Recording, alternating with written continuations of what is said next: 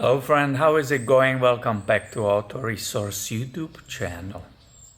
Here you can see today this wonderful 2004 Ford Econoline E350 Super Duty.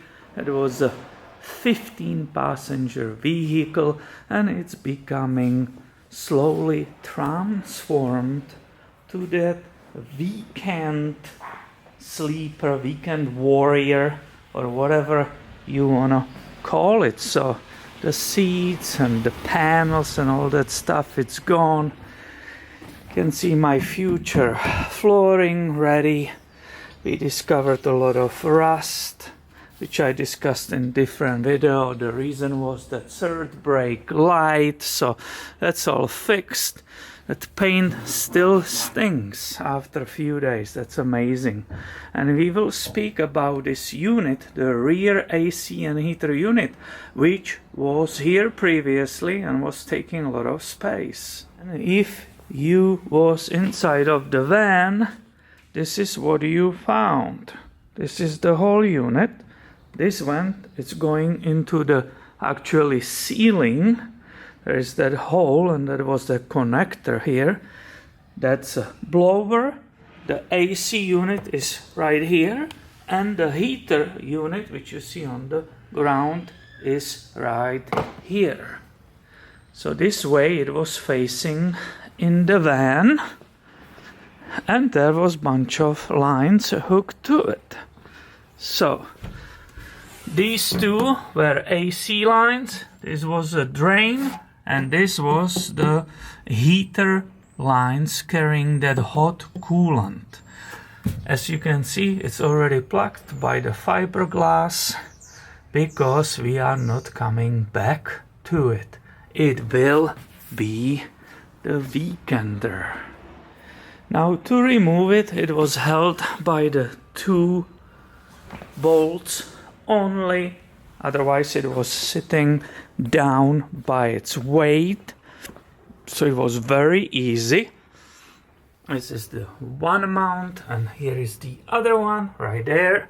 So by its weight it was sitting here. You just had to deal with those lines. And to create a bypass, these two lines were pretty similar. This was underneath the vehicle, these connections, and I already cut some of this one, which I'm using as a bypass right underneath. I will show it to you right now. So these two are the AC unit lines, and here are the heater lines. And as I said, this is the part of the original tubing. So I just selected which section I thought will be the best, and basically using the original clamps which it came with, but I also pushed it over that little bump which is here on top of these aluminum pipes to make sure this will never fall off. I have also additional two clamps. So this was the way to deal with the heater, how you will bypass or plug the AC lines. I look up on different people what they did. I look up if there are any sets available, and there is actually someone on eBay who's selling two plugs for those lines. I selected a different method. And again, knowing that this will be never used in the future, I basically cut these two ends and created plug from them. So from this available tubing, which was for free, I did cut these two ends, and very carefully from these random bolts, I screw in two bolts. You see here the bolt has still the head. Is it in the focus? Come on, baby. Just want to show you guys the detail. What's going on? Yeah, right here. Sorry for that.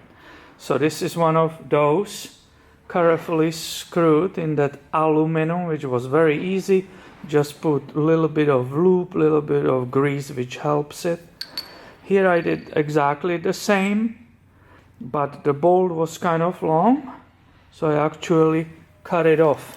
If you can imagine, that's actually the bolt which went inside. So this looks a little bit better, and I will lube these two openings very slightly and just put it underneath the vehicle to plug those AC lines.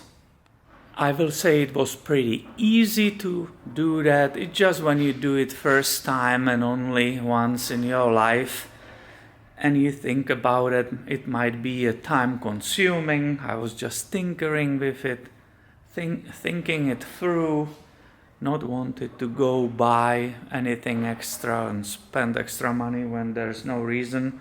And this was my solution to the problem. So I hope you find it helpful. And please make sure you are subscribed. I will keep posting a lot of automotive videos on this channel in the future. Thanks for watching and have a great day, my friend.